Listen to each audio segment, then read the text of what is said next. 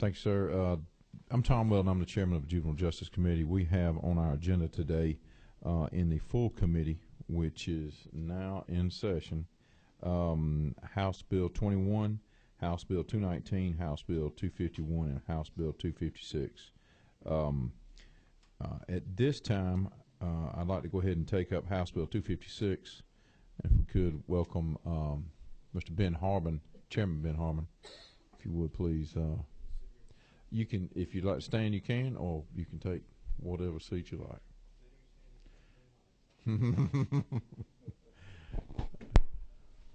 But that doesn't show your stature. Shows my height. I don't have a copy of the bill. I brought my talking points, but not the bill. We have it. I've got everybody else's bill in here if anybody wants to see something in Ways and Means. We got one for you, Mr. Chairman. Okay. They found one. Thank you so much. And if I could, Mr. Harbin, Chairman Harbin, this is LC 286514. Yes, sir. Okay. Thanks, sir. Floor is yours. All right. Thank you. That House Bill 256 is the exact same bill. Last year we had House Bill 512. It passed out of non-civil, or Judiciary Non-Civil Committee. I've got one. Thank you. And they made some changes in the committee. And this is exactly the same way they had changed it, which all we're trying to do here, this bill does, it's a lot of simple things, and it inserts another tobacco product, cigar wraps, into the Georgia Code. It provides definitions regarding those products, and it prohibits the use of these tobacco products by minors, and basically just updates the codes for that. These were never included, and you know, if they're in the code under tobacco products can't be sold to anyone. I believe it's 17 and under. So this just brings cigar wraps into that definition, into the code. Okay. And as I said, it's the same bill we got out of Judiciary Non-Civil last year. Just we could not get it out of rules in time. Okay. Is there anybody who'd like to speak on this bill? Okay.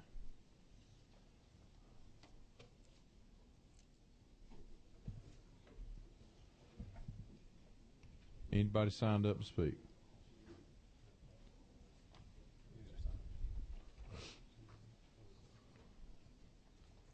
Okay. All right. Thank you. With no further testimony and anything else from you, No, it's Chairman very Hall? simple. It's very simple, sir. Okay. Well, I think it's on the breast of the committee. Do I hear a motion? I have a motion do pass and second. All right. All those. Are there any amendments? Seeing none, Chair call the question. We'll take a vote. All those in favor do pass recommendation.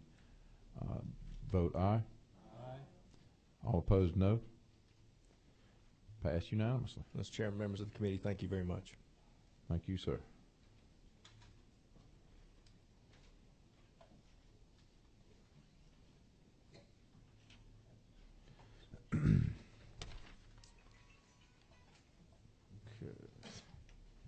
Now, if we would, we're going to call House Bill 21, which is the open adoption bill, and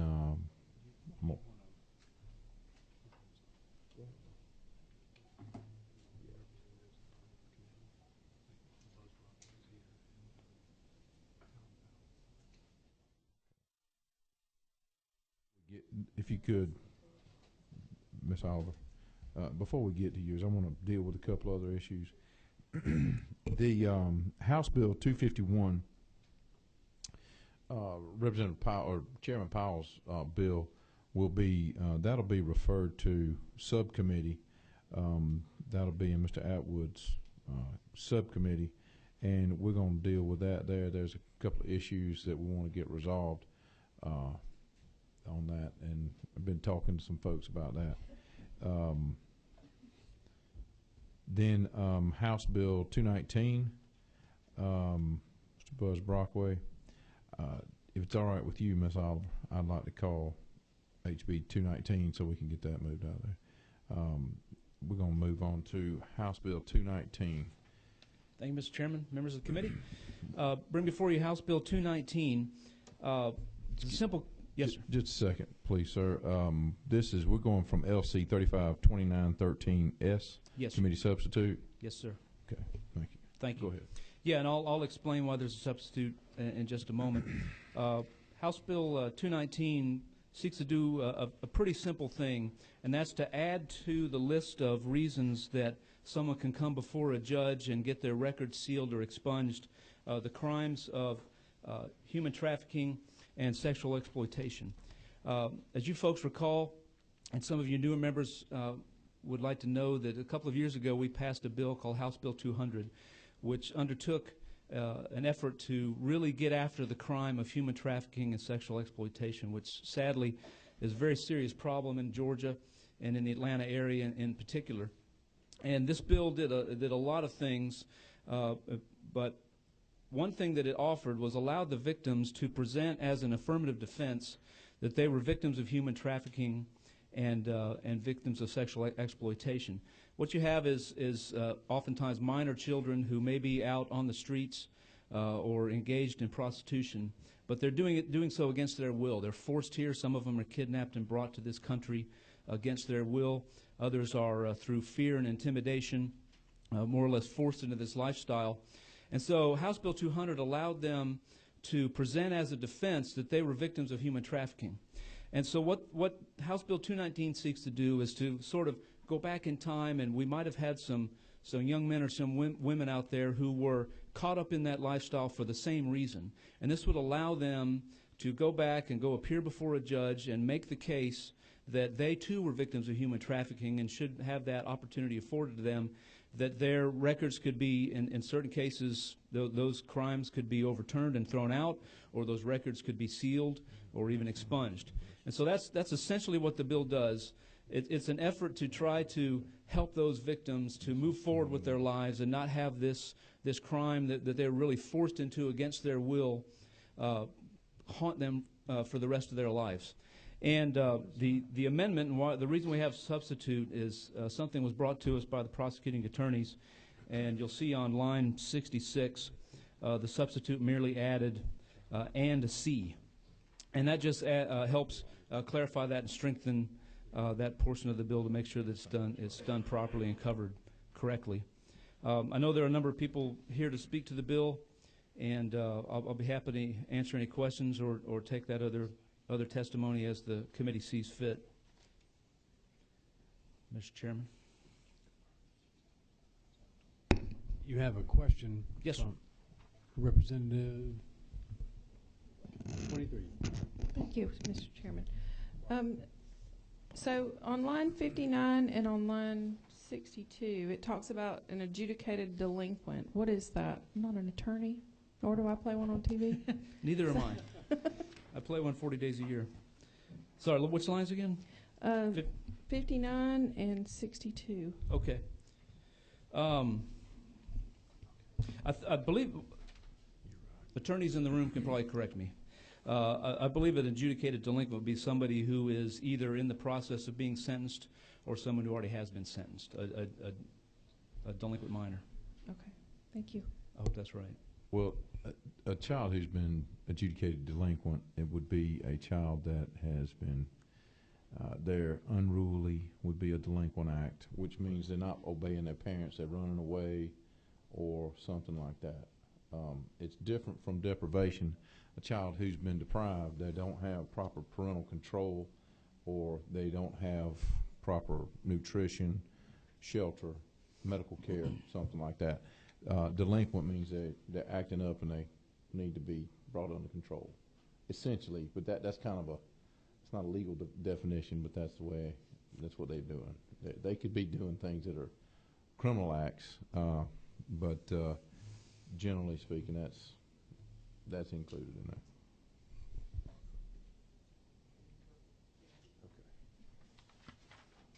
Anything else, Mr. Chairman?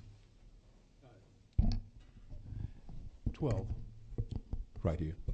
Oh, thank you. Mrs. Also, Smith, go ahead. Thank you. With respect to the question that the representative asked, the adjudicated also means that through a preponderance of evidence, it's finally been declared to be that based on the evidence that's been presented. Thanks, sir. we're dealing with an after-the-fact approach to resolving an issue that House Bill 200 could not capture because of when it was adopted and when it was signed by the governor. Right. So Representative Brockways will go back in time and give them an opportunity to plead their case as though House Bill 200 existed at the time. Right. Thanks, sir. Thank you, Representative Smith. Any other questions from the committee?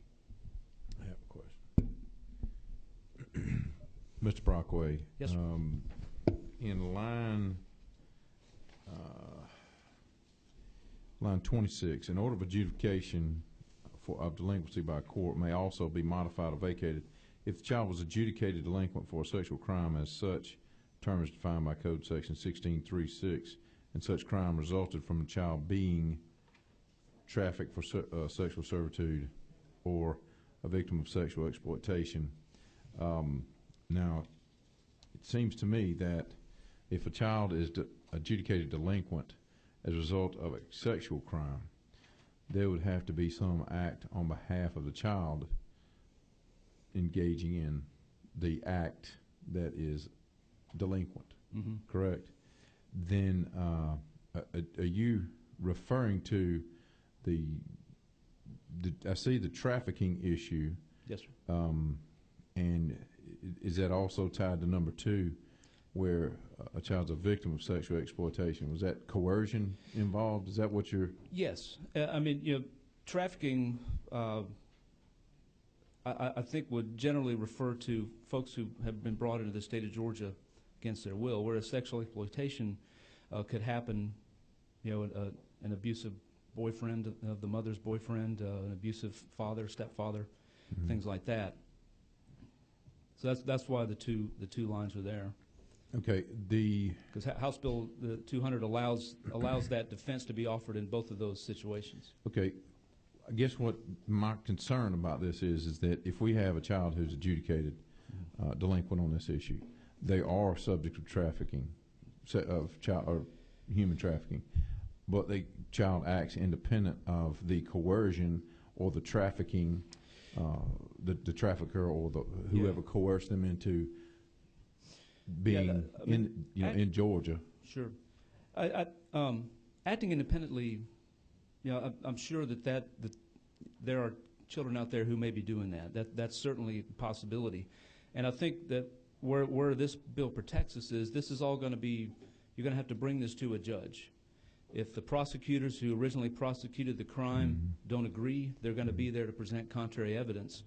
And so I think, you know, that's the safeguard that these situations, they're often very, very complicated situations, as you well know, very touchy, tricky situations.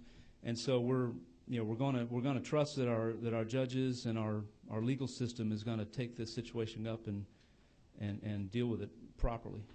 So you're comfortable with leaving that into discretion of the judge in any event a child who's adjudicated delinquent as a result of an independent act, the judge can make the decision. You don't want to put anything in this as a provision regarding that. No, I'm comfortable with this. I'm comfortable with the language that it is, sir. All right. We have a question from Representative Oliver. I have a comment that I hope will be a little bit helpful. One of the reasons the sexual exploitation language on line 30 is appropriate is that a minor under the age of 16 does not have the capacity to consent to sex. They have no mens rea. They cannot be convicted.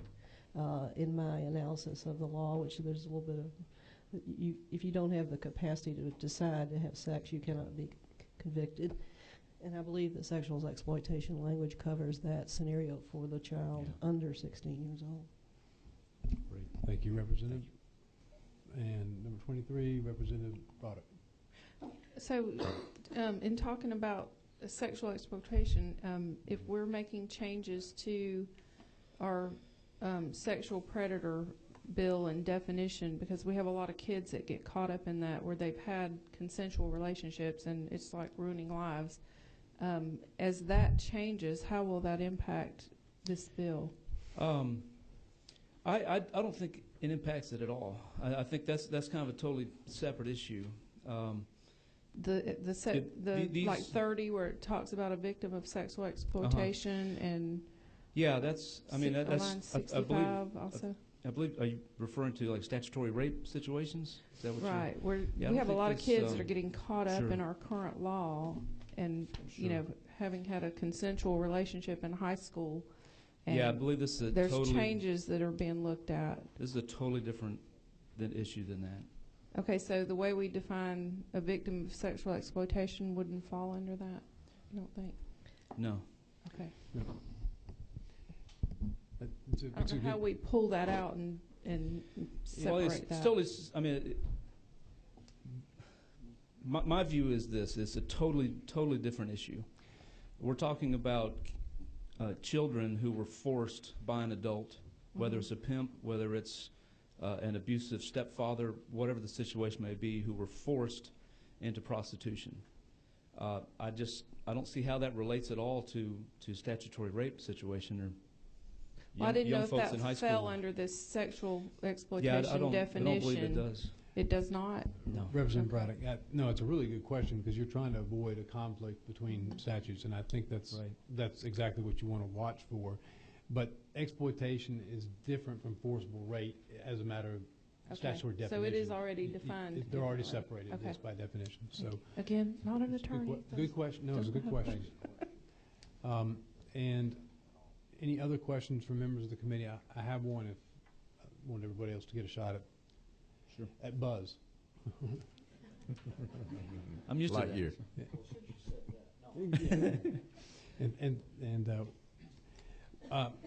A question for you, Representative Brockway. Sure. The first section of your bill, there's a question in our minds as to whether or not it may already be covered Yeah. in statute. And that's just the first section. The second section needs to be dealt with in terms of sealing the records. So the first section deals with the opportunity to re-adjudicate the case, essentially, and provide the defenses that House Bill 200 now provides. Section 2 deals with sealing the records. And so there is this code provision, I've got it here, Chairman Weldon was pointing it out to me just a little while ago. It's section 15-11-63. And under that provision, there is an express statement that allows for a rehearing, if you will, of an issue that deals with the release from custody, the modifying of an order, et cetera. Are we duplicating provisions in the law, or do we need section 1 at all? In my opinion, and we've got Kristen Widener here from the Barton Law Center who can help speak in legalese that will hopefully help answer your question better than I can. What we're doing is adding these two crimes to the list of reasons that allow for this re-adjudication that we're talking about. We're talking about adding these two specific instances to that list that allow for those to be re-adjudicated. So that's my short answer, and Kristen is here and will help. She's on the list to testify, so at the appropriate time when she's up here, she can elaborate on that better. But I do believe both sections are needed and appropriate. All right. Thank you, Representative. Any other questions from the committee? All right, Mr. Chairman. Okay. We have to testify Nisha. Nisha? I don't know. I'm not gonna- Nisha Chandamarmani. I'm sorry. And then there's also Ali Lee and Jason Kang are all from the Barton Child Law and Policy Center.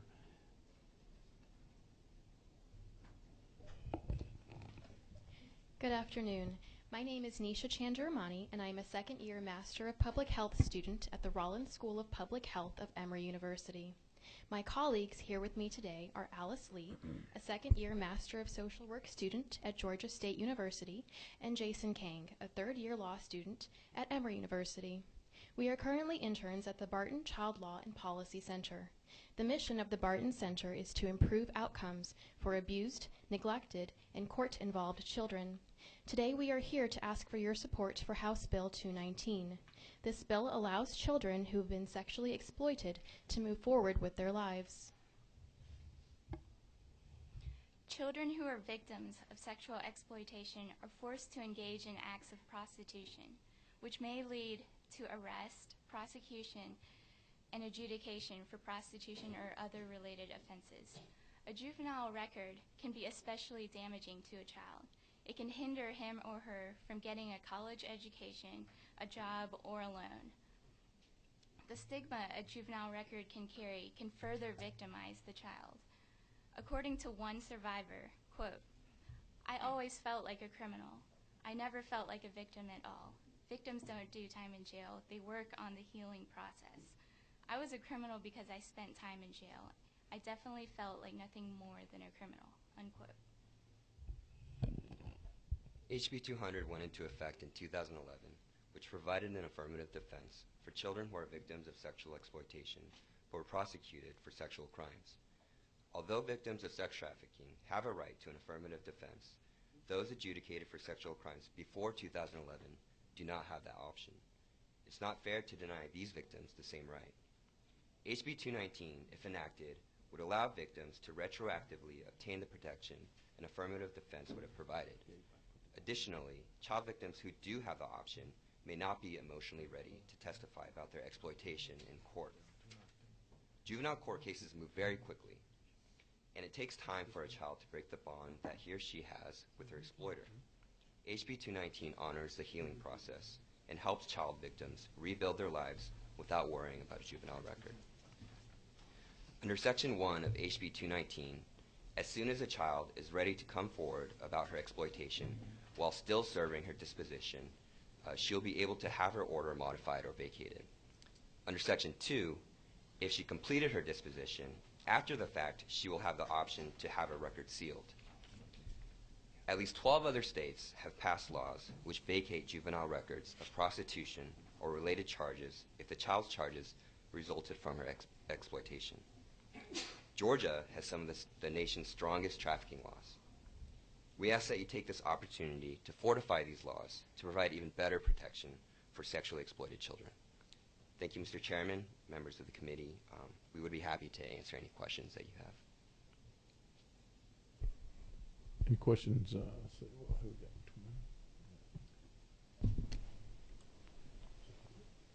Chairman Atwood? Just one statement, Mr. Chairman, and members of the committee. These are outstanding folks here. They worked very closely with me on the child insurance bill last year, and they are a resource for the members of this committee. And I just wanted to speak up for you. I think the world of you, and I want to thank you for what you're doing. You're a great resource, and I wanted to point that out. So, thank you. Thank you. Representative Smith? Thank you. Obviously, you all have done quite a bit of research in this, and you viewed this bill quite thoroughly, have you not? Yes, we have. So you, in your opinion, do you find anything duplicitous or redundant in this bill? No, we do not. Okay. Thank you. All right. Thank you. Okay. One further question. Representative Welch. We had asked earlier about and Representative Smith was asking the same question again about the Section 1, whether it was necessary or not. Could you explain to the committee why it is necessary, in your opinion, and then so we can have that under consideration? Okay. Well, so Section 1, so while a child is still serving her disposition, she'll have the option, he or she will have the option to come forward and have the order modified or vacated. And Section 2, it covers the sealing of records, which they would come after the fact. So once a child is ready to come forward, emotionally ready to come forward in court, while still serving the disposition, we'll have that option to have it modified or vacated. And Section 2 adds for after the fact, they can come and have their records sealed. So, Mr. Chairman, if I may follow up. Yes, sir. What I'm trying to do is square it against an already existing code provision, and you may or may not be aware of the code provision. It's Section 15-11-63. Are you familiar with the code? This is designated felony acts and restrictive custody disposition notice to schools. This is dealing with delinquent and unruly children under Part 7. And Ms. Christian, if you would like to, if you have an answer that might be helpful. I think that I do, Mr. Chairman. Thank you. Sexual crime as defined in HB 200, which is the only crimes that this would refer to, or is a really limited subset of crimes, and it really only refers to prostitution, what we call masturbation for hire, and acts related to the things we traditionally think of as prostitution. Those are not designated felony offenses, and therefore would not be covered by 151163.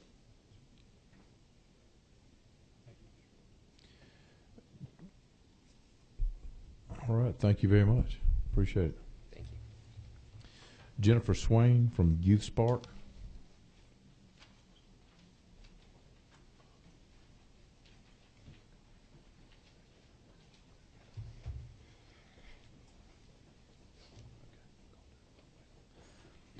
Thank you, Ms. Swain. Go right ahead. Good afternoon. Thank you, Mr. Chairman, and members of the committee, and also to Representative Rockaway for dropping this bill. I am Jennifer Swain, the program manager with an organization, a nonprofit house inside of the Fulton County Juvenile Court called Youth Spark, formerly the Juvenile Justice Fund, and we work previously with actual victims and get them into services. Today, our mission has expanded, and we also work with prevention and also youth empowerment awareness as well.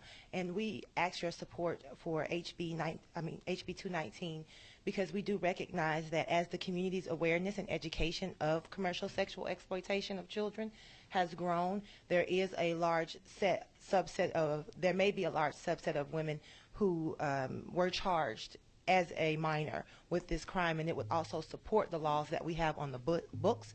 HB 200 that was passed gave us considerable amount of leeway and protection for our children, and HB 219 would just supplement that and also make aware that we acknowledge and understand now that although you may have been charged then, HB 200 makes it aware that we won't charge you moving forward, but that we can also go back and honor that, which we understand now, and we fully support that. Also, Shared Hope International produced a report based on laws protecting children through their Shared Hope Protected Innocence project, and this year Georgia went from one of 7 states that increased a full 10 points letter grade from a C to a B, and I think that this HB 219 will also close another gap for us and strengthen the laws that we currently have. Thank you very much. Thank you. Are there any questions from the committee? Thank you. Thank you very much. Pamela Perkins Karn from Interfaith Children's Movement.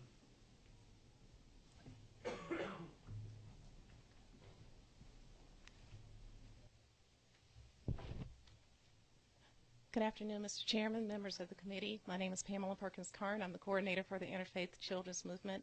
Thank you for allowing us this opportunity to speak to you on HB in support of HB 219. With the passage of SB 69, which identified commercial sexual exploitation of children as child abuse, with the passage of HB 200, which awarded the affirmative defense, we see HB 219 as another step towards making our children whole and towards the restorative and healing process that they need when they've suffered from this type of crime.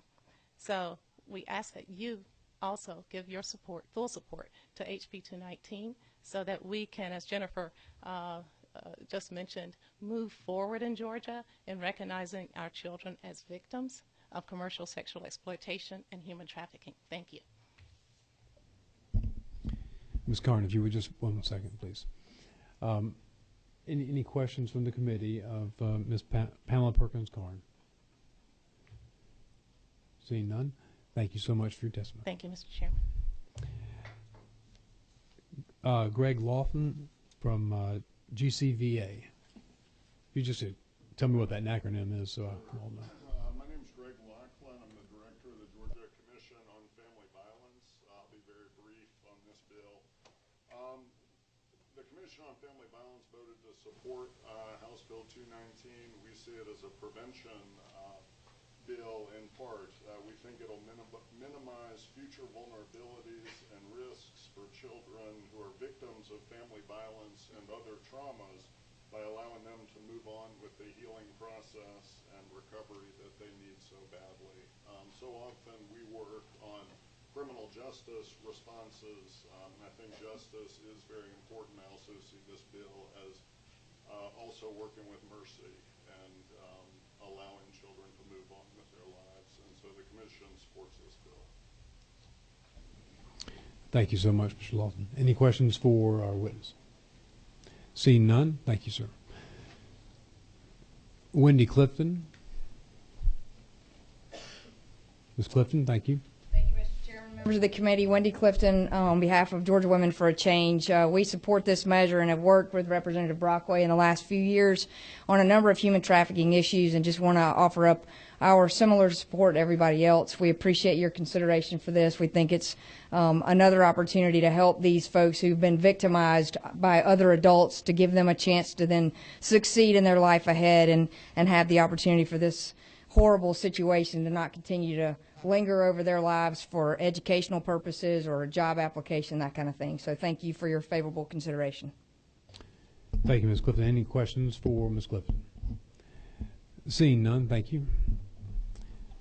Those are all the individuals have signed up to speak in favor or just on House Bill 219. Is there anyone else that wishes to speak that did not sign up? All right, seeing Representative Brockway, will you please come back up?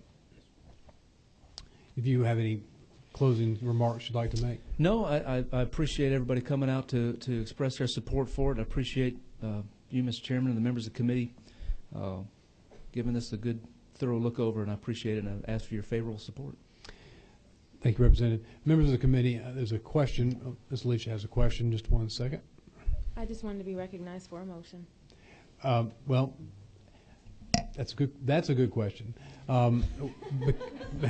Because I do want to give allow for our Office of Legislative Counsel, Ms. Jill Travis, to look in and also advise the committee on the issue of Section 1, whether it is necessary or whether it's creating a conflict with another provision.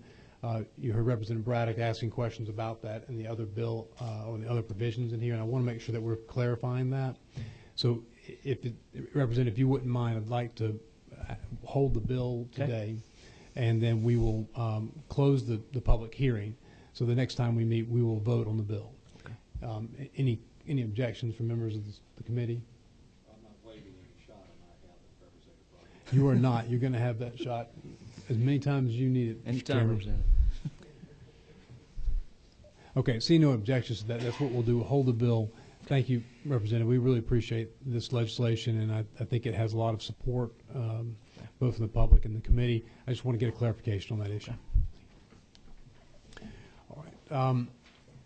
With that, what I'd like to do is go ahead and open up discussion on HB 21, and at this time we'll have the author speak from her place, if she will, on HB 21, and then we'll take additional testimony from the public regarding HB 21. Representative Oliver. Thank you again, Mr. Chairman. I run the risk of saying things a couple of times because you all have come in and out, which is our normal pattern. House Bill 21 is offered for your consideration for the purpose of stating as a matter of public policy that parties to adoption, adopting parents and birth parents, may enter into post-adoption agreements. This is a voluntary agreement. It is one that operates in Georgia in the majority of adoptions today, which is a dramatic change over the confidentiality and the rules of secrecy that applied to adoptions 25 to 50 years ago. As our testimony in our public hearing confirmed, most adoption agencies, most independent adoptions, affirm some form of openness and some form of post-adoption agreement. Georgia is silent as a matter of law as to whether or not those post-adoption agreements are enforceable or they authorized as a matter of public policy. We've done a 50-state survey which shows that about half the states have affirmatively stated that post-adoption agreements are favored by public policy and may be entered into and may be enforced. The fact that Georgia is silent on this issue gives some concern to many of the folks that are in good faith and in trusting relationships agreeing to an open adoption where there is no public policy that affirms that as a matter of right of people to do. What is consistent in all the statutes that have been passed in this across the United States, and consistent in this specific version, which is 5503S, came from subcommittee earlier, are two basic principles. An adoption may not be set aside based on any disagreement that comes in relation to a post-adoption agreement, and if there is any disagreement on enforceability, and if the parties choose to have it presented to a judge, the interest of the child shall be primary. Those are the two principles that are consistent throughout the statutes across the country. What is everything else is really a variety across the states. But what is consistent also and important for the passage of this bill is that parties adopting families and birth families have a right to enter into an agreement to confirm the openness, to confirm the terms of it. And if they choose, they may make that agreement part of the court record. And if they choose voluntarily, they may make that waive enforceability through the court. It is our intention in this bill, for all the folks I've worked with, to affirm the right to open adoptions and post-adoption agreements, but never to jeopardize the adoption itself, and to always act in the best interest of the child. From subcommittee to full committee,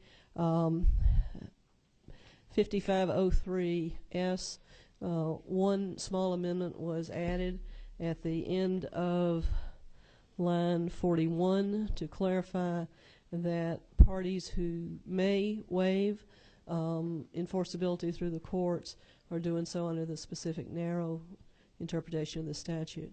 Mr. Chairman, we had a lengthy hearing based on your courtesy and indulgence, and many people testified. And the primary impetus for this bill, that I brought this bill, is from Judge Michael Key, who is a juvenile court judge in Troup County. Judge Key is with us today and would like to present to the committee his reasons for asking this bill to come forward. Judge Key is past president of the Georgia Council of Juvenile Court Judges, and the only Georgian who's ever served as past president of the National Council on Juvenile Court Judges. I probably don't have that title correct, and I hope that he will correct me. I'm happy to either answer questions, Mr. Chairman, or if you would like to proceed to allow folks who wish to testify, I'll respond at your discretion. Would you mind taking a few questions from the committee? Representative Allison, recognize Representative. Thank you, Mr. Chairman. Representative Oliver, thank you for bringing this bill. Anyone who's been an attorney in an adoption where birth parents are trying to get communication knows the importance of this. I want to point out two things. First of all, I want to applaud you for lines 33 through 37. Many people have never been in an adoption where there's a deprivation action taking place, and I applaud getting an attorney involved, look out for the best interest of the child. My question stems from the fact, if a party enters into a post-adoption agreement, what happens when the child becomes over the age of 14 and he may want to cut that tie with a particular parent, very similar to what happens in a divorce proceeding? I think that's a good question, and it's a discussion that we had both in subcommittee and in other preliminary matters. I've done a couple of CLEs on this with State Bar, and the issue of to what extent a child has the right to make a custodial choice, or to what extent a child has a right over 14 or over to make a choice about visitation is established Georgia law in custody disputes and in guardianships, and the child does have a right to consent to an adoption. For the purpose of consistency, I thought it was appropriate in this case that we set the same age, and we had a debate about that. Any age establishment, of course, is arbitrary, but 14 is the consistent age whereby a young person has a right to end the litigation, end the visitation, and choose his or her custodial parent. There's a lot of pros and cons of that, but I've always supported that child's right to make that decision. Forgive me for turning my back. This crowd over here, sorry. Thank you. That's the one question I have, Mr. Chairman. And I would like to, I had a question on that too, Ms. Oliver. The way the law stands in I believe the way the law stands in a divorce action or a modification of custody, a child over the age of 14 can make the election to reside with one parent versus another. But this is different from that setting. In a divorce situation, the parties who are arguing over this are parents, adoptive or biological. Either, it doesn't really matter. But in this situation, we have adoptive parents and we have biological parents.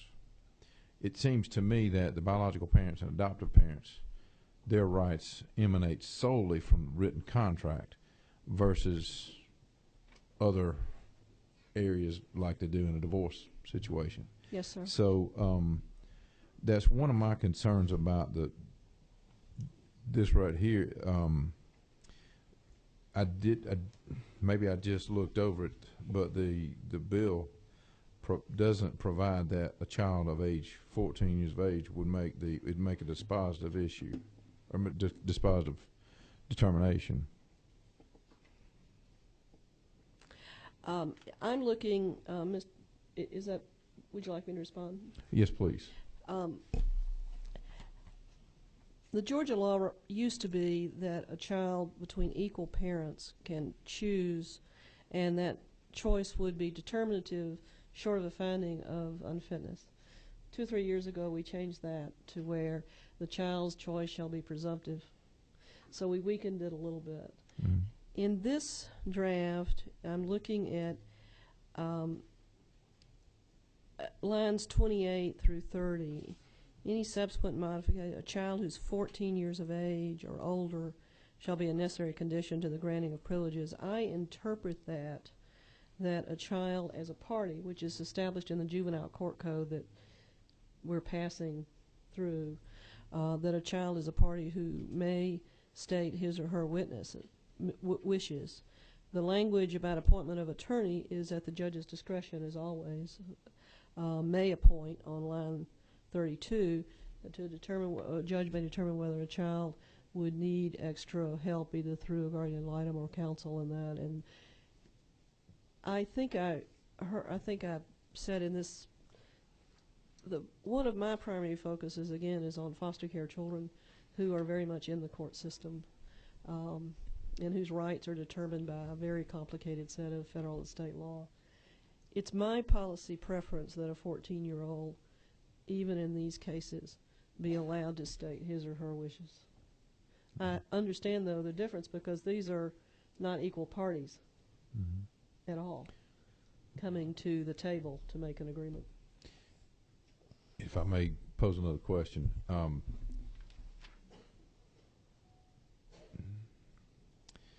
That gives me some concern because I agree with you. It does. The majority of the adoptions are going to emanate from defects being involved and the child being in a deprivation situation. Would you consider modification of the language that's in there now to provide that the child, just like it's in a divorce situation, child may elect to continue with the visitation after age 14 with the biological parents, but the scope of involvement of the biological parents cannot exceed the limit provided in the agreement for contact. I see what you're saying. Should a 14-year-old be able to modify the agreement and move more towards one side or the other? Correct. That's an interesting point. I'm very open to language you would like to make an adjustment on that. older teenagers have a different set of control issues, and I understand. I'm very open to that. And it's been my experience that those older teenagers will be playing one party against the other. They do it all the time in divorce situations, and I don't want to see that. The adoptive parents' ability to enforce discipline on the child to be eroded because the child doesn't want to have to be subject to that. The rules and regulations of the household. I'm open. Okay. I'm open to some language you would suggest. One of the realities about older teenagers, particularly in the foster care adoption world, is that they make their own decisions, sometimes by running away. And that's another issue of enforceability. They return to their biological parents. There's somebody in that family that's a broken family, obviously, but there's somebody in that family that cares about that child that they know. And they may run back to that family member. So I'm open to your consideration of that. Thank you. You have other questions? Representative Wilkerson? No, I'm sorry. Representative Evans. Thank you, Mr. Chairman. This is a follow-up to your question, and we had talked about it yesterday, and I shared the concern that y'all have been discussing. But the more I look at the language, and I'm just looking for somebody to correct me if I'm wrong, maybe our concern is taken care of in the language already. I think under subsection D, starting on line 27, that you still couldn't modify the post-adoption contact agreement without the consent of the adoptive parents. So I think that may or may not take care of this concern, but I just wanted to raise that as a possibility because the adoptive parents could still pull the reins back on a child who is trying to move toward the other side. I think that's fair, and I want to emphasize again that to whatever extent there are post-adoption agreements, they're voluntarily entered into by parties. This is not a mandate in any way. But it is a kind of a real-world situation in front of juvenile court judges.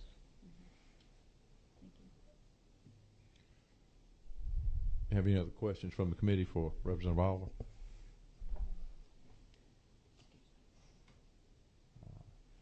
If Representative Oliver, we have some folks you have here to testify on this bill. Yes, sir. Okay. I think Judge Michael Key that we partially introduced to the committee is maybe behind that post right there of this. Okay. Judge Keith, I'm sorry. Keith. Okay.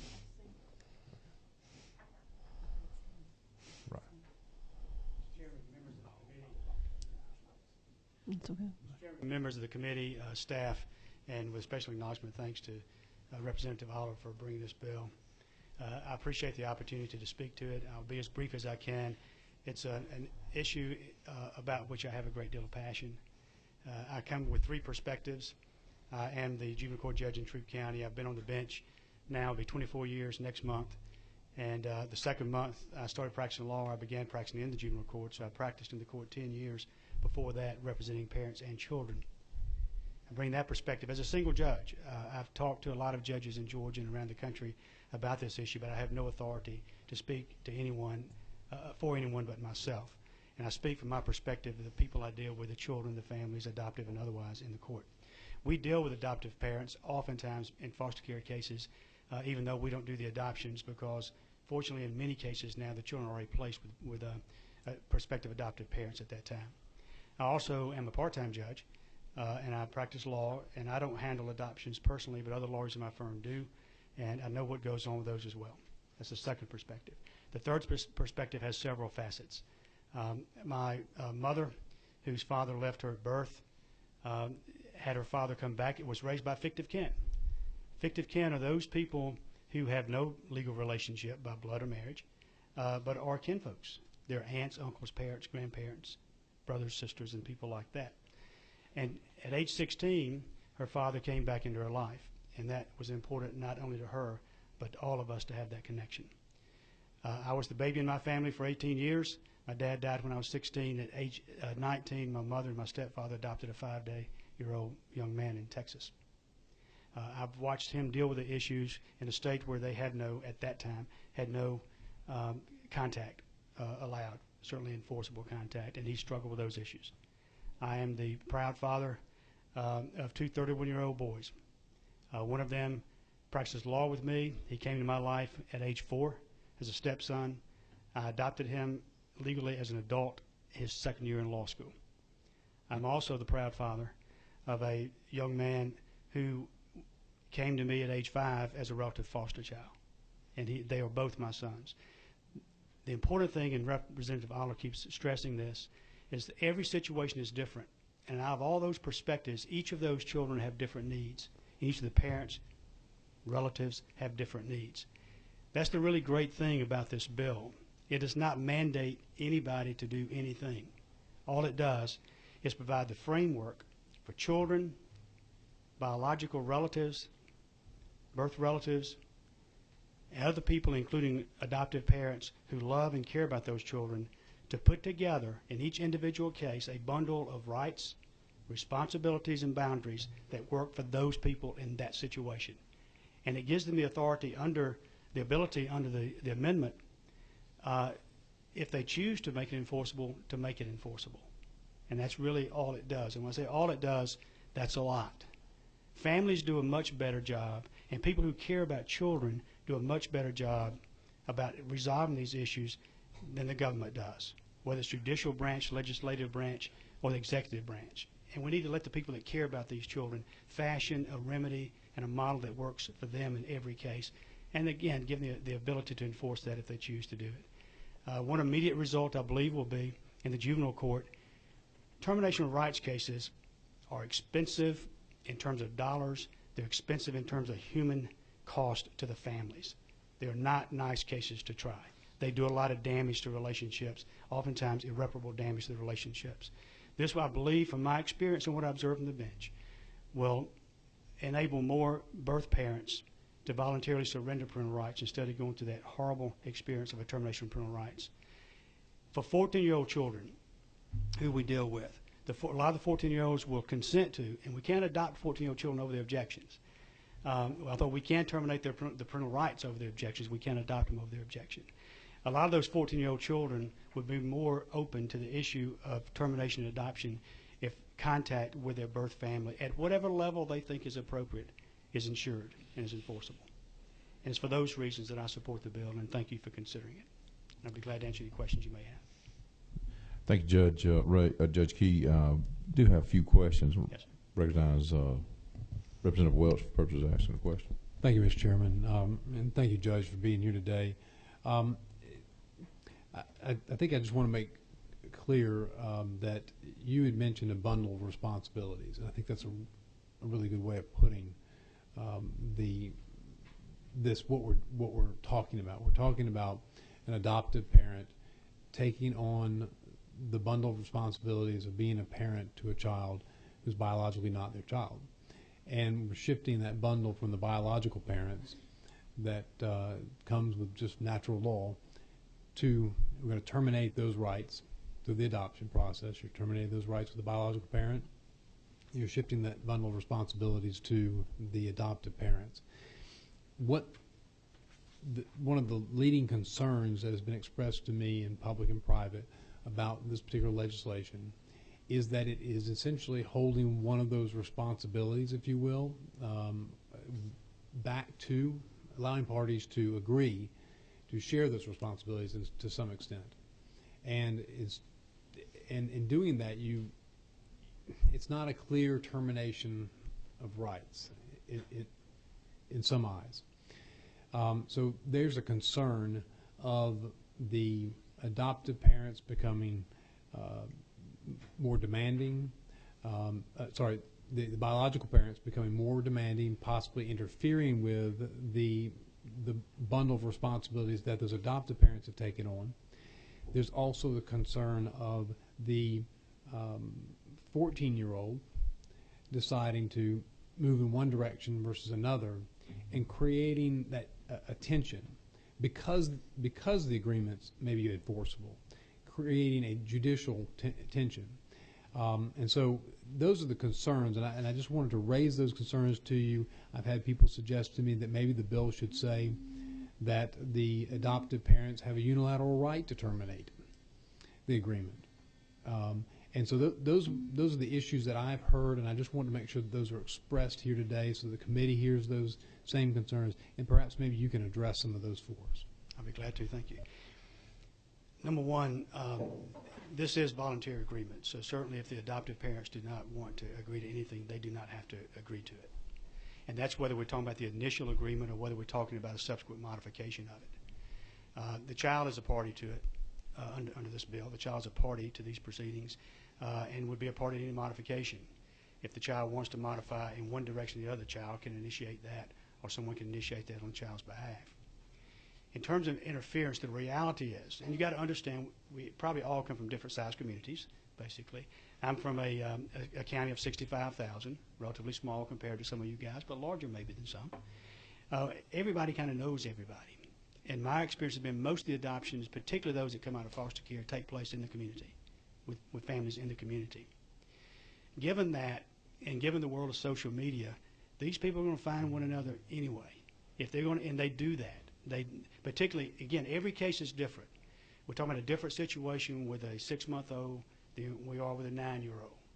Because a 9-year-old already has these connections with the family. The 6-month-old does not have the connections with the family. They know who their family is. They probably know where dad works and where mom lives and where their brother is. And they know that anyway. To the extent they don't know it, it's easier than ever to find that out on social media. So we have the same issues either way without a framework for dealing with it. Thank you, Judge Key. I have a question. We were talking earlier, Representative Oliver and I had posed a question regarding the issue of the child, that an agreement, an open agreement being in place. Then the child, once they become a party, then they could pursue, not necessarily going to pursue, but you run into that situation. I've got 4 kids, and I've got a teenager and one that's going to be a teenager, and some little ones. God bless those little ones. I can't believe they survived those older ones. But when they start maturing physically and mentally and emotionally, they want to be independent and make their own decisions and not have somebody tell them what they're going to do and not going to do. Could you just speak to the issue of whether a child should have the ability to go back and modify the agreement such that it would be broader in scope or different from it would expand the ability of the child to have contact with the biological parents versus the adoptive parents? Okay. Wanting to acknowledge first that, again, we have what reality is, what happens in reality, and then the legal framework for that. If you're going to have that kind of tension, then you're going to have it anyway, with no framework to deal with it. Under this bill, if the child seeks to expand that contact, then, or by encouragement, the birth family seeks to encourage that, to expand that contact, then it has to be modified. It can be modified by agreement. Ultimately, it has to be approved by the court as being in the child's best interest. And that, I think that's the safeguard that we have there. It ultimately has to be modified. Neither the child will not have a legal right to more contact, nor will the biological family, the birth family, have a right to more contact unless the agreement is modified. So it should be the parties should have to agree to the modification. When I mean the parties, I mean the child and the biological parents and the adoptive parents. That's correct. And I think that's what the bill provides for. And again, the child is very clearly a party to the action expressly in this bill. Right. Well, what concern? Yeah, the child's a party regardless. A 14-year-old child is given additional rights. And I understand that in the setting of a divorce situation where both parents are the child's parents, and it's not an adoptive versus biological parent. But I don't. To me, that seems to be giving the biological parents more rights than the original policy, as I understand it, intended. and you bring in the child in there, and what that does is it causes a situation of lack of, well, it compromises the adoptive parent's ability to manage and handle a situation with their child. And I'm concerned about that, and I want to craft the policy. I want to craft the statute to fit the policy, but it has to be where it doesn't compromise the adoptive parents ultimately at the child's expense, probably. And I'm assuming that the adoptive parents are doing the right thing. The child's just being a normal child growing up and having a rebellious stage or a conflict with the parents, the adoptive parents, and then their way out is work through the biological parents and put pressure on the adoptive parents to change the situation. And to me, that's a compromise of parental rights and parental responsibility, and it will erode the ability of an adoptive parent to see to it that the child's raised appropriately. Anybody can raise a kid when things are going great. It takes a real it's when you hit difficulty around 14 through 18 or on up in age that the adoptive parents have to have the authority, uncompromised authority, to deal with the child. And that's my concern here. And if you could work with us here to make sure we don't compromise that authority. And let's acknowledge that with full respect for the wisdom of the legislature, it is impossible to draft a bill that solves all the problems and anticipates everything that's going to take place. You just can't do it because we're dealing with human behaviors and human emotions. Again, the reality is that when this adopted child at age 14 and 15 starts acting out in that way, they're going to find, if they can, they're going to find their birth family. And you're going to have those issues in any event, again, without the legal framework to deal with it. Right. And I think this gives us the legal framework to deal with it. There's some language that you guys put in the parenting plan statute just a few years ago, where the parents essentially have to acknowledge by signing the parenting plan that dynamics change and children mature over time and situations change, and we can't. In that one, basically, you said the parents need to acknowledge that and try to resolve those differences without resort to the courts. And again, we can't anticipate everything and plug all the holes. I think this is the best option we have available. I would be glad to consider or listen to any suggestion you have anyone has about how to deal with that. I guess what I want to make sure we do is we equip the child with parents that have firm legal rights, and they can't be compromised by a child acting out, because they're smart and that's all they think about is how they get what they want, get their way. And I'd just like to have your comment on that. And that's been my experience, and not only in my practice but in my home also. So, well, thank you. I appreciate the comment. If I could recognize Representative Quick for purpose of posing a question. Yeah, I just want to comment on that, and just in the interest of full disclosure, I am a family lawyer going on 26 years of practice, but I do not have a significant adoption practice. And I just want to speak to this notion about what happens here in lines 27 through 37 of the bill in subsection D, because in my opinion, I think it does strike a balance. It strikes a balance by putting it in the hands of the judge to determine what is in the best interest of the child. And, the way I look at the policy of this bill, and I hope every bill that comes through this committee, is it is about the child and what's best for the child, and not the rights of the parents.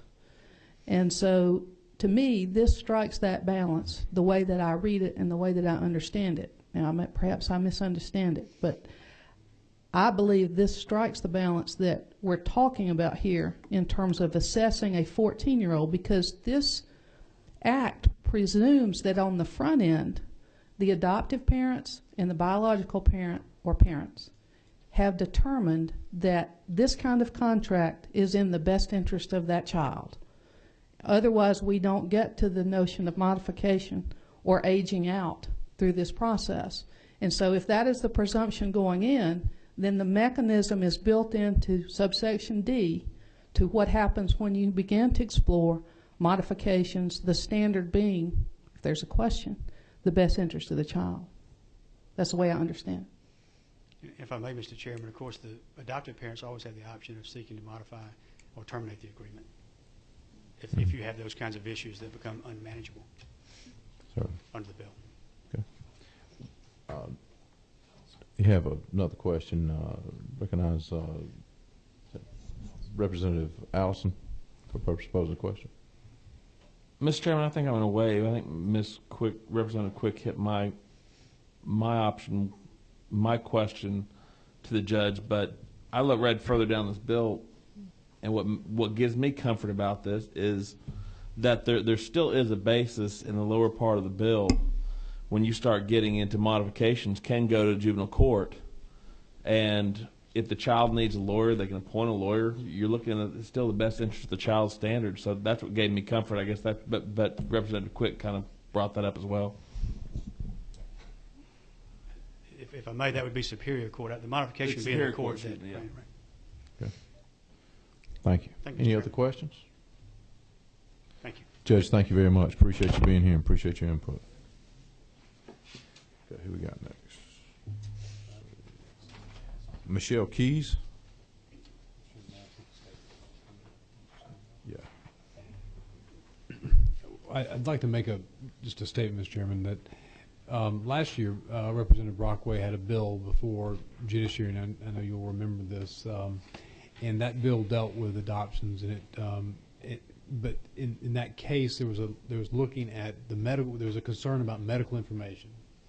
And so I just want to raise a context that where these agreements may be helpful, and that is in the context of sharing medical information. In a complete termination of those rights, there's no guarantee that there'll be any exchange of medical information as to how the biological parent's health may or may not go well into the future, and sometimes having that information about the biological parent and what medical conditions arise applies to the genetics of the biological child who is now being cared for by another set of parents. And so it becomes difficult because that set of parents, they lack the information that they would otherwise have to help the doctors treat and provide for the child.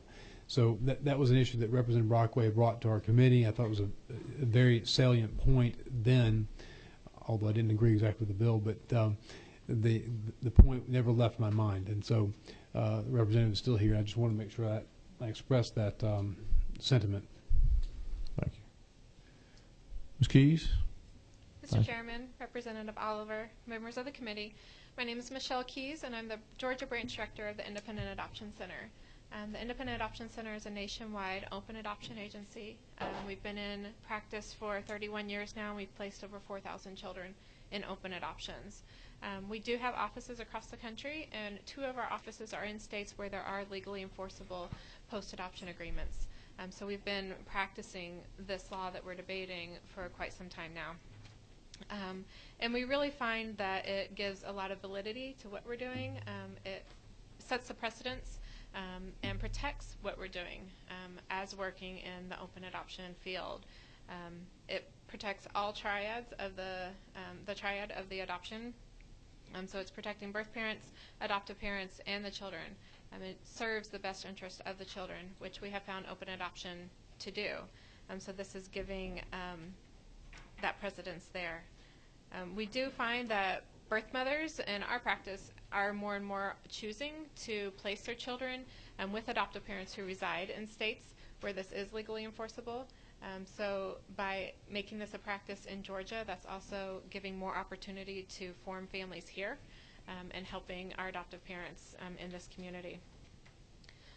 We do not find that it has blurred any lines between responsibilities of birth parents and adoptive parents. As it's been said, it's entered into voluntarily, and it's understood from the beginning who are the parents, who are the legal parents, and those rights are respected by birth parents and the child and the adoptive parents as well. So the Independent Adoption Center strongly supports this bill, and we ask that you also give it your full support. Thank you. Thank you very much. Any questions from the committee?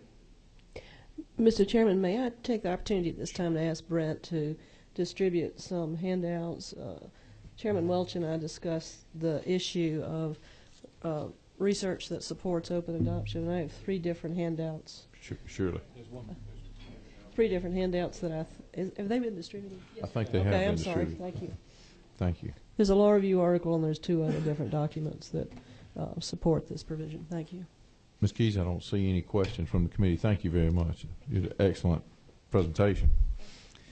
I'd like to call Dwayne Hathaway, Georgia CASA. Mr. Hathaway. Thank you, Mr. Chairman. And members of the committee, I appreciate the opportunity to be with you today and talk about this House Bill 21, and thank you, Representative Oliver, for bringing it forward. I'm the director, Dwayne Hathaway, from Georgia CASA, Court-Appointed Special Advocates. We have over 2,200 volunteers throughout Georgia that on a daily basis advocate for the best interests of Georgia's deprived children. And we certainly are here today to support this bill, the passage of this bill. We think it does, with the framework that Judge Key has mentioned, and does offer great flexibility to have optimum results for families and the children being adopted in Georgia. So I'm here today to lend my support along with others in asking you to support this bill. Thank you. Thank you. Any questions from members of the committee? Seeing none, thank you, sir. Jay Strickland, Jones, Cork, and Miller. Thank you, Mr. Chairman. Sir. Thank you for letting me come and appear today, Mr. Chairman. I appreciate the time of the committee. I'm an attorney in Macon, Georgia. My name is Jay Strickland, and I've been in the adoption arena for over 20 years. I primarily practice with agencies, both a private agency and DFACS. I also handle step-parent adoptions, and I do some private adoptions, about 1 a year. I probably handle 10 to 15 adoptions and as many as 15 parental right termination hearings on behalf of an agency a year. I'm here before you today to simply question the need for this particular bill to apply across the board to all adoptions.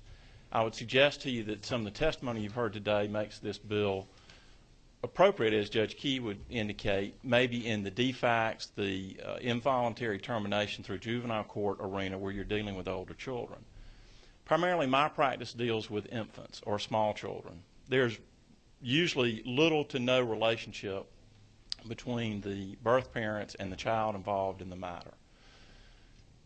If this bill is going to pass out of committee, I would like to express to you maybe 4 concerns that I have, some of which I believe Chairman Weldon may have touched on, and some concerns that were raised by some of the discussions just a minute ago. The first major area of concern that I have is the definition of birth relatives in this bill. The Adoption Code already defines in OCGA section 19-8-1 who the people are relative to the adoption code. You have parents who are either the birth mother and the father of the child if he is either legitimated or married the mother. You have biological fathers. Biological fathers do not have the same level of rights as a parent. And then you have others related to that. What this bill does is expand that cast of characters that are involved in the adoptive process way beyond the definitions in 19-8-1 and spread it out to birth relatives. I understand that in the context of a juvenile court proceeding. I don't understand that in the context of an adoption proceeding. I primarily deal with a birth mother who has voluntarily terminated her rights to an agency or 2 individuals, and then that agency or me on behalf of the individual seek to gain either a voluntary termination of the parental rights of the biological father or an involuntary termination of his rights. This bill doesn't really fit that scenario, and yet it is written to apply to all adoptions across the board. I would suggest to you, too, that in my experience and practice, that it is often not the biological father who raises their head and objects to the proceeding, but it's often the biological father's mother, the paternal grandmother. What I don't want this bill to become is a bargaining chip for that paternal grandmother or for that biological father. Well, if you give me this contract, I will cooperate or I will participate in this process, but I got to have visitation from my mom in order for me to cooperate. That, to me, raises all sorts of problems and concerns. One would be, are we creating a situation, even though the bill addresses a contract post-adoption, when do those negotiations take place? Do those negotiations take place before the parental rights are terminated? Now, if they do, and this parent doesn't get what they want in the post-adoption contract, are they going to come back and claim I've done something conditional with my surrender and my surrender is void? This bill does not address that at all. The last thing that I want to express to the court is there was lots of discussion with Judge Key about being back in court, having additional advocates appointed for the child, litigating again contractual provisions. What are we talking about? There are enough lawyers in the room. We're talking about money and additional cost imposed on oftentimes the adoptive parent, because I would submit to you it's not going to be the adoptive parent that is seeking to enforce the terms of the contract unless the birth family is violating those terms. It's going to be the birth relatives. They're going to be the ones agitating to go to court to make some change or modification, as y'all just talked about a few minutes ago. Why are we creating a new class of parent? There's lots of, we're making adoptive parents potentially a different class of parent that don't have that full bundle of rights that was referenced a few minutes ago. I would suggest to you that maybe, in my view, if this bill is needed in the juvenile arena, which I do not practice in, it may be appropriate then to limit this bill to that juvenile arena. And I just want to thank you for my time. Do you have just a second to take a few questions from the committee? Representative Oliver. You represent Covenant Adoption Yes, ma'am, as well as I do some DFACS work and some other stuff. And are you aware that they testified last? Yes, ma'am. And you're aware that they offer open adoption and post-adoption agreements in all of their cases? Yes, ma'am. I'm very aware of that. The difference here that y'all talking about is making those enforceable in court. If your agency chooses to do so, and I'm assuming you would advise your agency not to waive enforceability or not to enter into written agreements? I would advise them to waive enforceability and not into written agreements. But understand that the situations where it's going to come up is where there is a birth father or his family that are resisting the adoptive placement choice made by the birth mother. They're often represented, and we're going to introduce another dynamic to that discussion if we apply this to all adoptions. I think what Covenant does is what most agencies do, which they do it voluntarily. They think it benefits the situation, but always the birth parent, always the adoptive family has the right to say enough. Exactly. Exactly. But here, if they've entered into a contract, they have to go to the court and get the court's involvement to say enough. But you do recognize that this is totally voluntary on your client and totally voluntary in terms of any agreement or in terms of enforceability. I agree that the bill says it's voluntary. I don't agree that the situations are always going to be voluntary.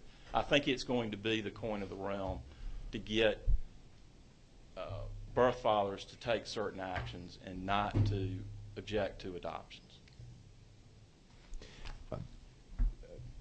I'd like to recognize Representative Quick. for purpose of posing the question. Mr. Strickland, thank you for your testimony. I'm just wondering, how do you deal right now with your agency with enforceability if there's a question? I tell the agency that those contracts, there's no Georgia law on it, and they are not apparently enforceable in Georgia.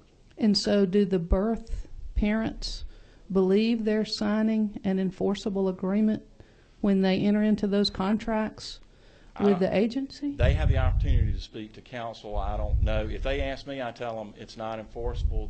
These are objectives that we want to meet, but if somewhere down the road there's a disagreement, this isn't enforceable. Well, if these folks are entering into contracts, what would be the problem with legislation that actually makes such contracts enforceable and gives people the benefit of their bargain? Because in my instance, you're talking about a contract that's going to last 18 years. And you're talking about a situation that the dynamics may change dramatically over time, and the decision is made when the child is age 6 months that's going to apply to the child as age 18, except with court involvement. That doesn't seem very logical to me. Now, our option, if this bill should pass, is we will always seek that it not be, we put in the non-enforceable language. But there'll be instances where somebody's going to insist on the enforceability language, and I just don't think that's appropriate when you have to look at potentially an 18-year situation. Thanks, sir. Recognize Representative Welch for purpose of posing the question. Thank you, Mr. Strickland, and I appreciate the emails that you've sent to us.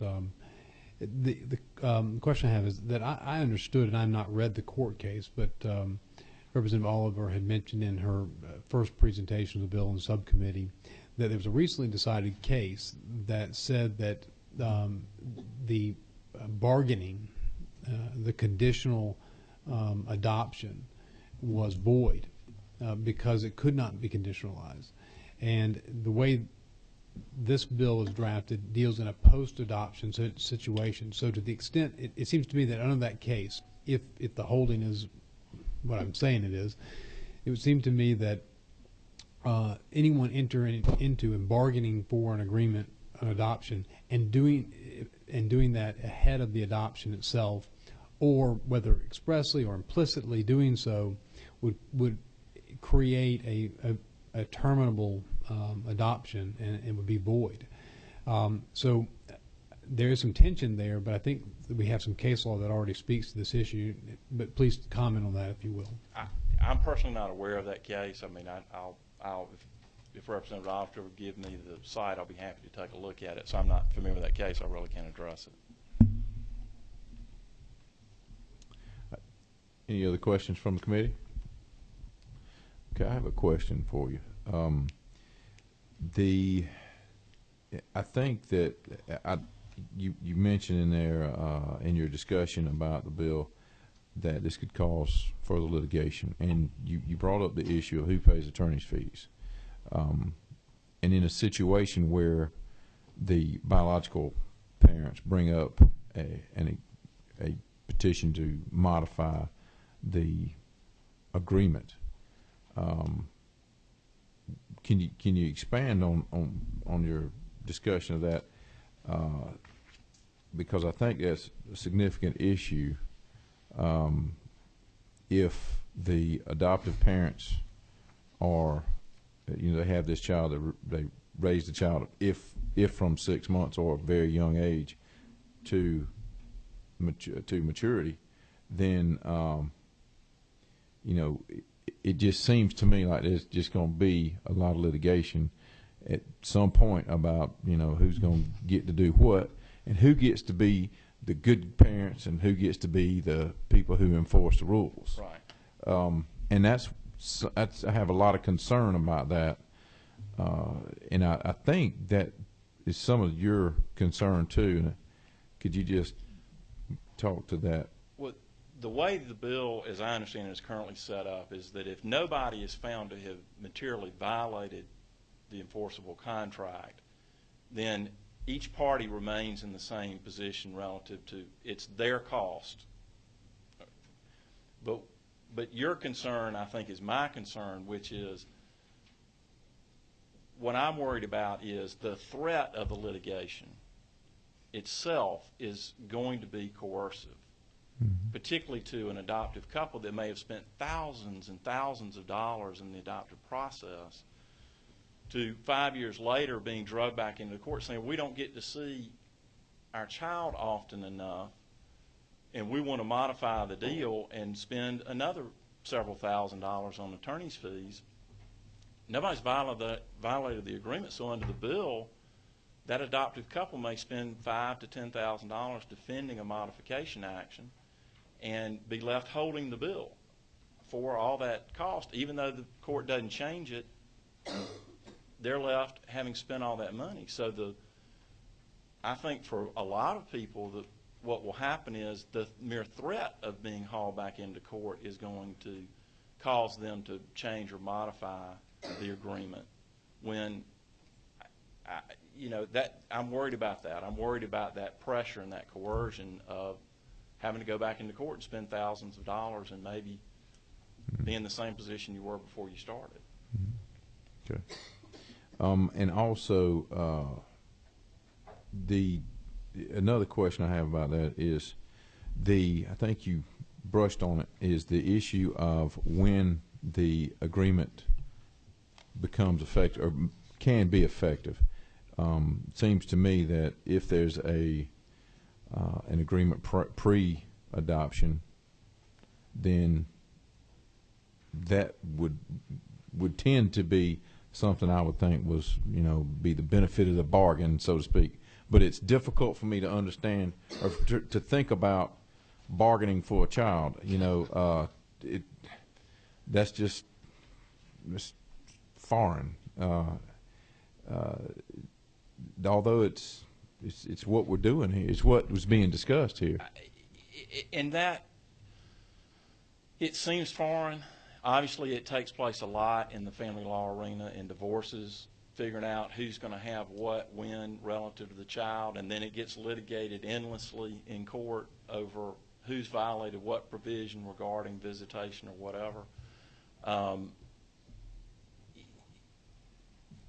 It will have to occur if this bill is passed. That discussion will have to take place, and it will have to take place probably rather than always at the agency level. It may have to take place at my level or your level as an attorney to have direct involvement in the negotiation of what that document looks like and provides. Right now, the agencies can lay out a plan and say, this is what we want you to do, and the adoptive couple says, okay, we're generally in agreement with that, we'll try to do it, and they tell the birth mother, this is what we'll do.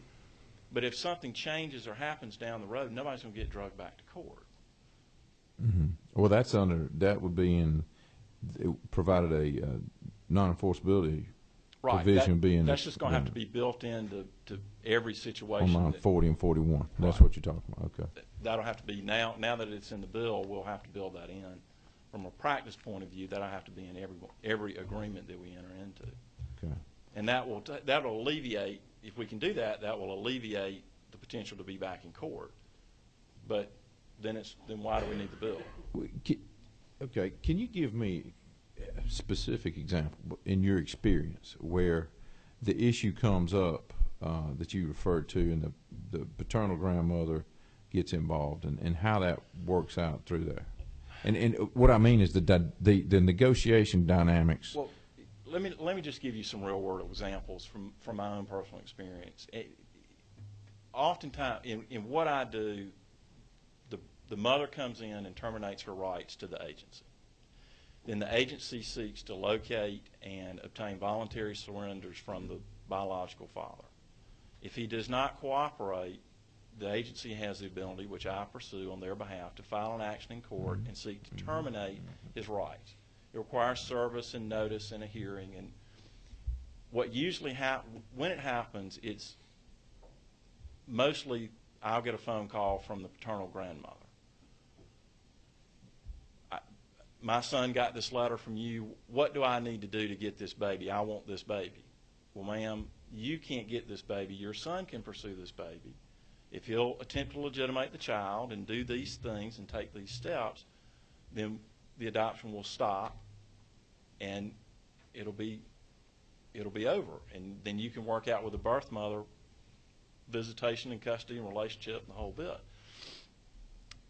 I've had paternal grandmothers show up in court at the hearings and say, what do I need to do? How do I get this child? Rarely is it the birth father who's involved at that point.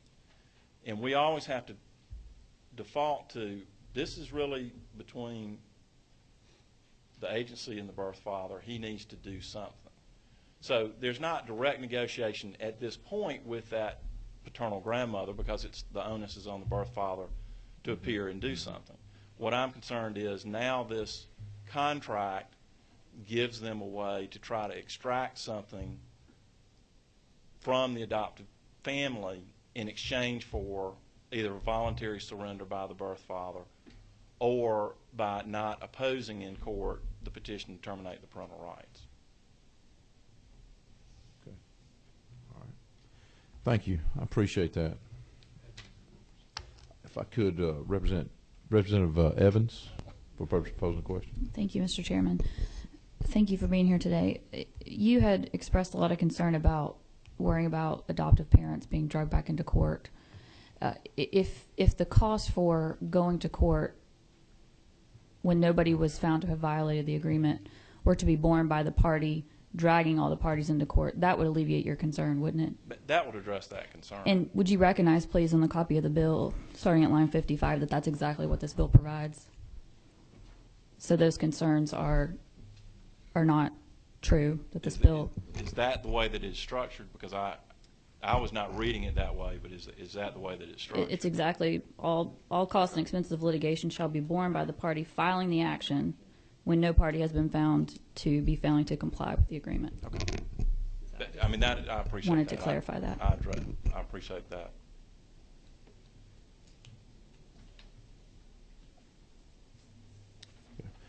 Thank you. And you have Representative Wilkerson, recognize Representative Wilkerson.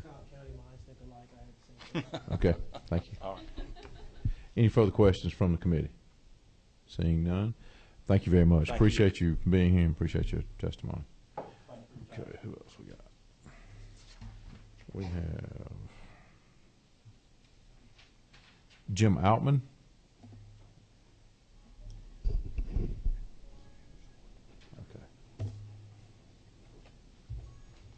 Thank you, Mr. Chairman, members of the committee.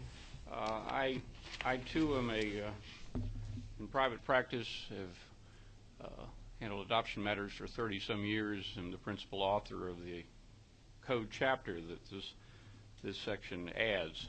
And as a fellow in the American Academy of Adoption Attorneys and a fellow in Georgia Council of Adoption Lawyers, both of those organizations deal with these agreements.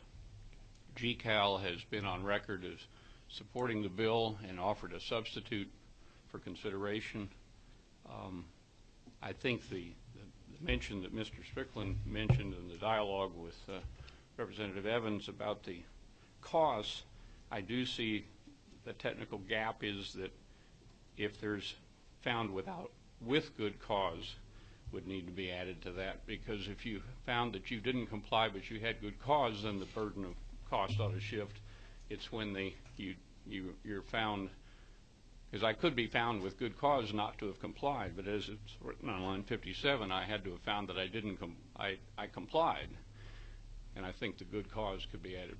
But I have a few technical suggestions I'd like to work with the author on, because on the definitions that Mr. Strickland referred to in the birth relatives, as it's presently written, it leaves out the biological father who's not the legal father, and it incorporates all those brothers, sisters, and whatever that may or may not have be at the table, but you've invited them to the table.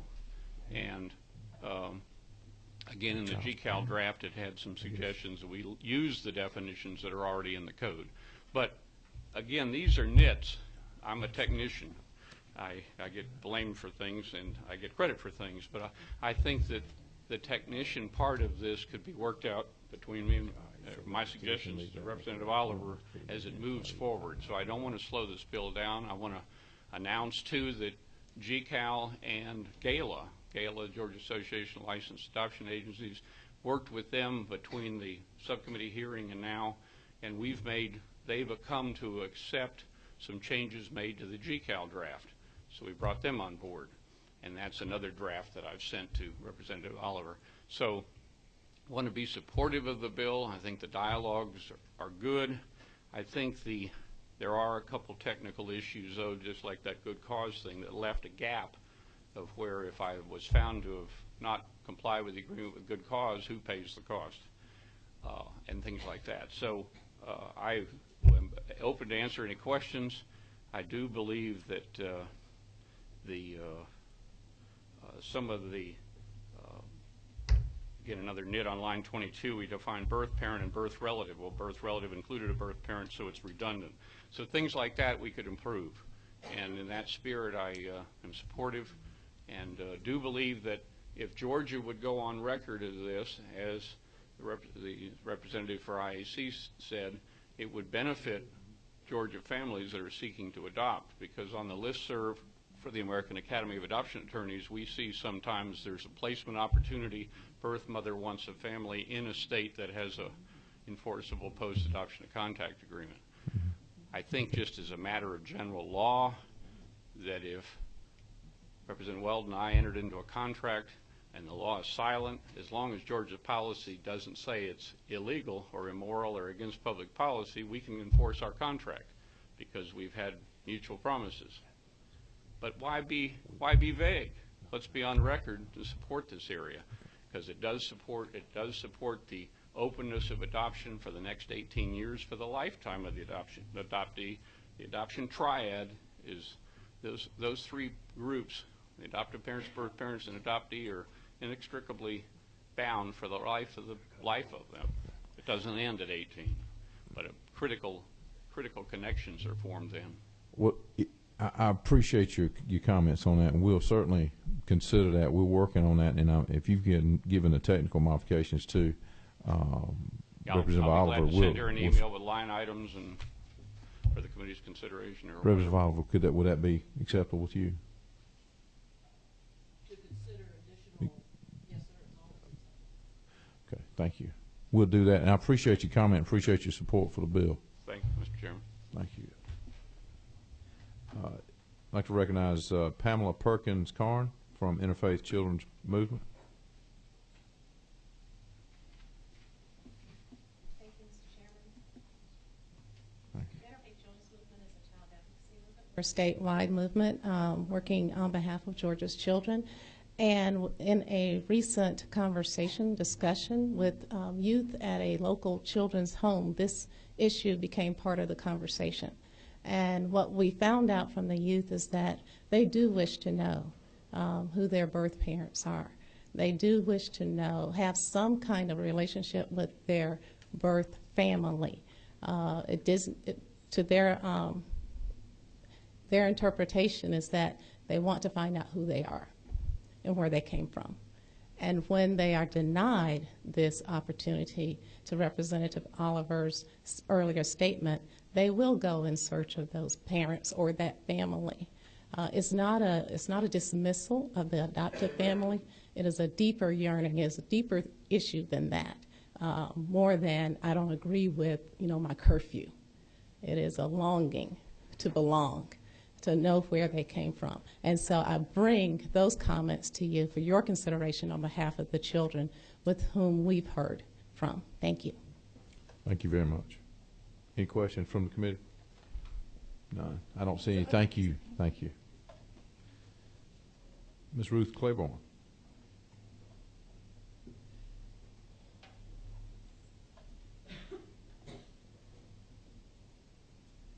Thank you, Mr. Chairman, members of the committee. I'm an adoption lawyer. I've been in law practice for over 30 years and in the adoption practice for over 25 years, and I've lost count of the cases that I've handled. The vast majority are infant adoptions, either finalization of agency placements or independent adoption placements. And I speak in support of the bill from a variety of examples that I'll try to be brief, that I can tell you about from my practice. But one thing I want to emphasize goes back to what Judge Keith said about it's already happening, and this is an issue of whether or not we have the framework. I want to say that I have, and I do have, cases on sort of both sides of the equation where the adoptive family is yearning for contact with the birth family that they do not have. And so it's not always the birth parents who are trying to come in, and certainly I've not experienced, with one or two very rare exceptions, birth parents who have aggressively tried to take anything that was inappropriate in terms of that bundle of rights. But when they do, the lack of a framework is extremely difficult. I have a case, a young man is about 18 now, but the families agreed, the two families agreed at the time of this independent placement that they would exchange letters and pictures. The adoptive family, no adoptive family should enter into an agreement like that if they're not willing to live up to it. And there has been controversy from almost the beginning about whether or not there's been sufficient quality of letters and pictures. There was never an issue of visitation. It was just about, I want to know that this child that I've placed is okay. And I tell all of my families that it's the desperate other party that you need to worry about, the desperate other party, and that in my experience they become desperate when they're not getting what they were led to expect that they would get. And so in the realm of self-help, this birth mom has a teenage daughter close in age to the child that she placed for adoption, and she assisted her in going on social media and finding the young man. And they had a clandestine computer conversation that included things like, don't tell your mother, don't tell your parents about this because I could get in trouble. And it reminds me, actually, having read some of these emails, of the same tactics that predators use with children. She was not predatory other than she was interfering in the parental rights of the adoptive parents by contacting their child around the back door. And at a point in time when the child was still a teenager, she even at some point arranged to meet him in a public place without the parents present. So this is the reality of self-help. We also have had children, one as young as the age of 9, who found her birth parents on social media. This is the reality. This can happen, and so it is better to have a framework. It is also better to call the question with prospective adoptive parents and birth parents at the time of the placement. Is this something that you want? Post-adoption contact does not always mean visits. It certainly doesn't mean visitation in the sense of a divorce in custody where there's an every other weekend thing. It often means simply letters and pictures, but if not that, it may mean joint visits, and the adoptive parents are present at these visits, unlike a divorce case where the child goes back and forth from one household to another. So this is really this is really something that I think can better the best interests of children in many cases. The cost of potential litigation has been brought up, and I just want to say that very sadly, if the committee needs to be concerned about what this litigation may cost, I would encourage you to think about the birth family and the costs that they may bear, because they usually are the economically less advantaged family in the equation, not always, but usually. Health issues have been brought up, and I think that, again, families can voluntarily exchange information, and they do actually at the time of placement, because now Georgia has a mechanism for this. But a person's health history changes, it grows over time, and I have had a case that I mentioned to the subcommittee before where a birth mom developed breast cancer at a point in time when the child was around 12 years old, the daughter that she placed, and our family accelerated contact that they had thought that they would wait on until age 18. So again, the contact can be beneficial from a health perspective. I could go on, and I think that I shouldn't, so I'll stop here, and if there are any questions, I'd be happy to try. Just a couple of questions, Ms. Claiborne. If you would like to recognize Representative Welch for purpose of posing a question. Thank you again. It's good to see you again. Can you speak just briefly and succinctly to the aspects of the child psychology? And I know you're not a psychiatrist, but in your interactions in these particular cases, I think it's helpful to have the viewpoint we have not had is that of the child. And I think that's been a little bit missing in our deliberations. So if you could shed any light, that'd be helpful. If you cannot, then that's fine too. One of the cases I'm working on right now is a young woman who has always believed that her birth mom would be willing to meet her in her teen years, and the birth mom has not been willing to meet her, and they are going to counseling. But I do think, that a social worker or a psychologist could tell you more than I can, but I have experienced that need to know with children that the last speaker also brought up. It is not, I don't think as a parent, and I'm a parent of 2 adult biological children, I think as a parent, whenever we keep a secret from our children as they're growing up, that we risk a feeling of betrayal. And when adoptive parents don't always know as much as the children would like to know about their birth parents, but what they do know, I think it's very useful to a child if they will share that. And what they can obtain in a careful and thoughtful way, I think it's also very useful if they would share. And so when I run into these kinds of problems, I do encourage them to get counseling, and then I speak to them from my own experience as well. Thank you very much. Certainly appreciate your comment, Ms. Claiborne. Thank you. Oh, I'm sorry. One further question I didn't see. I'd like to recognize Representative Oliver for purpose of posing a question or comment. Apologize, Chairman Welsh. There are studies, which I have here, that are partly referred to in the documents I've handed out, but there's research that's gone on both Texas and Minnesota on the values to children, and I'll be happy to share these documents with you at this time. I have, if I may say one more thing, I have experienced a few situations where it would really have mattered in the juvenile court arena and the termination of parental rights. Could there be a post-adoption agreement? And I think that, as Mr. Outman earlier said, that sometimes Georgia families are not being selected because Georgia does not have that option of an enforceable agreement.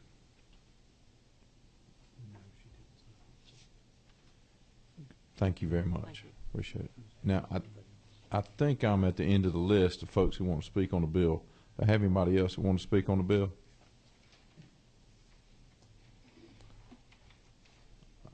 Okay, no other witnesses or no other comment on the bill.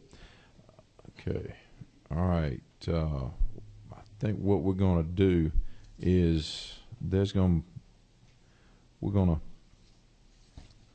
that'll be all the input we have on these bills. We don't have any other bills on the calendar, do we? Okay. Yeah.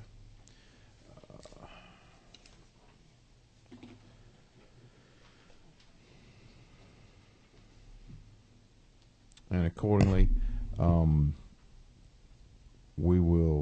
that'll be the close of evidence and input. And I believe the notice for this meeting was for purposes of hearing only, but we have a request to have HB 219 heard at this time, and I'm going to bring that back up for purposes. Do I have a motion on HB 219? Mr. Chairman, I move to lift HB 219 from the table. Okay. I have a second. All right. All those in favor of bringing 219 off the table, signify by saying aye. Aye. Opposed, no. All right. It's before the committee. Mr. Chairman, I'd like to make a recommendation of due pass on HB 219, but I do have some amendments. Do I have a second? Second. All right. All those in favor of due pass recommendation to House Bill 219, signify by saying aye. We have to amend it first. We'll have to do a due pass motion first. Oh, I'm sorry. Excuse me. Okay. So we got the motion. Now, do I have any amendments? Yes, Mr. Chairman, if I may. Okay.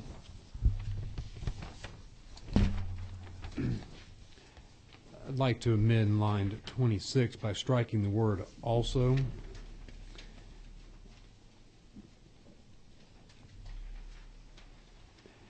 In addition, I would like to amend line 27 after the word adjudicated to add the words 4A.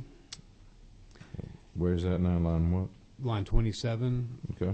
After the word adjudicated to add the words 4A, F-O-R, and then the word A. So it'll read, was adjudicated for a delinquent. And then after the word delinquent, add the word act. Okay. And then further striking the words such term is, and striking the word by and inserting the word in. So that sentence, the line 27 will read, in the child was adjudicated for a delinquent act for a sexual crime as defined in code.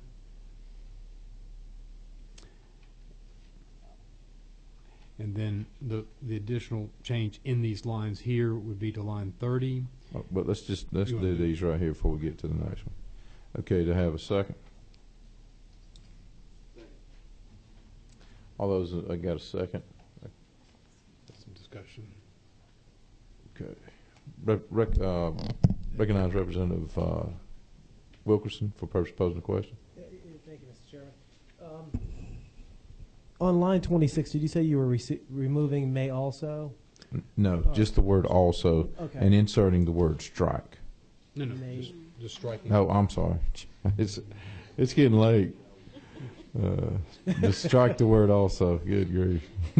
Now, is that, I mean, does that not, just going by consistency, is that not consistent with what's on line 22? I mean, line 20, where it talks first order A may be set aside, and then line 20 it says may also be changed or modified, and then I guess C gives you the third option of why it may also be modified. Is that not the case? It's not necessary. It's unnecessary in line okay. 20 all right. also. Thank you. So if you have a motion on that, we can. I'll accept as a friendly amendment to the motion for amendment just to strike the word also on line 20. Okay. Well, I'll tell you what we'll do. We'll make the amendment that we'll take a vote on the amendment and also apply that to line 20, and we'll ask, let's see, may.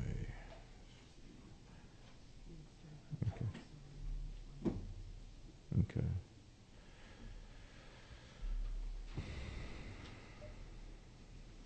Okay.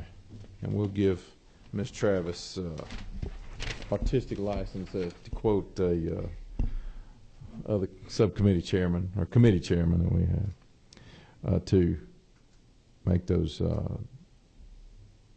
work together to reflect each other, or the language to be reflected in both lines. Okay, I got a second now. Representative Evans. The Cobb County lines we're thinking of. Okay, gotcha. Great minds in Cobb County. Okay, now all those in favor of the amendment to lines 26, 27, and line 20 signify by saying aye. Aye. All opposed, no. Mr. Chairman. As amended. I'd like to also strike some language on line 30, the words such term is, to remove that language, so that we'll read a victim of sexual exploitation as defined by, and strike the word, substitute the word in for the word by, so it'll read a victim of sexual exploitation as defined in code section 49-5-40. Now, a motion? Need to move it. Is there a motion? That's the motion. He seconded it. Okay, got a second. All right, it's motion moved and seconded. All those in favor signify by saying aye. Aye. All opposed, no. Mr. Chairman, I also would Carries. like to move to amend line 59. This will be tailoring the language as what we've done before. 59, where it says after the word adjudicated, insert the two words for, F-O-R, and the word a, and then after the word delinquent, insert the word act. So it will read on application of a person application of a person who has been adjudicated for a delinquent act. Make that as a motion. Have a second? No. Going to call, any further amendments to the amendment? And call the question. All those in favor of the third Welch amendment signify by saying aye. Aye. All opposed, no. Passes. Mr. Chairman, on line 62, I'd like to move to strike the words "such term is," so that it will read finds that the child was adjudicated delinquent. Yeah. Okay. Okay. Should be was adjudicated for a delinquent. Insert for after adjudicated and before delinquent, and the word a for a. Yes. And then act after delinquent. Yes, sir. Okay. And then strike the words "such term is." And then on line 63, strike by and insert in. Yes, correct. Okay. I have a second. Seconded. Any further modifications to the amendment? Hearing none, call the question. All those in favor of the fourth Welch modification signify by saying aye. Aye. All opposed, no. And then finally, Mr. Chairman, to modify line 65 to mirror what we've done before, line 65 to strike the language "such term is" and to replace the word "by" with the word "in." Okay. I have a second.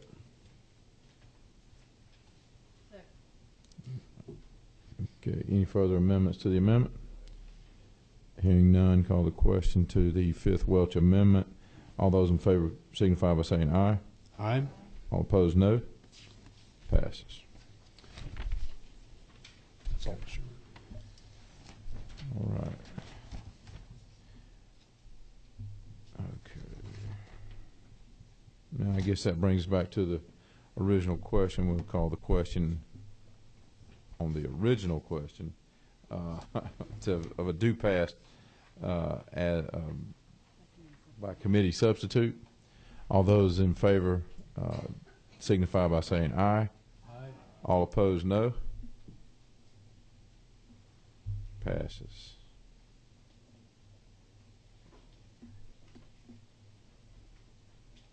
Is there any other business before the committee? None known. We're adjourned.